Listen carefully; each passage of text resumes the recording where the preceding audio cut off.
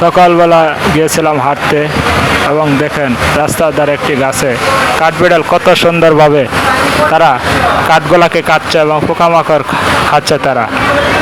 এই প্রাকৃতিক সৌন্দর্যটা অবশ্যই আমার কাছে সকালবেলা খুবই ভালো লাগছে। আপনাদের কাছে কেমন লাগছে অবশ্যই জানাবেন।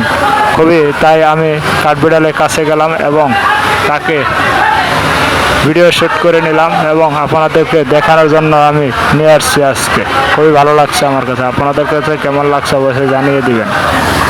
পৃথিবীতে আসলে সব কিছুরই প্রয়োজন আছে, কোনো কিছু ছাড়া কোনো কিছু চলে না, এটাই বাস্তবতা।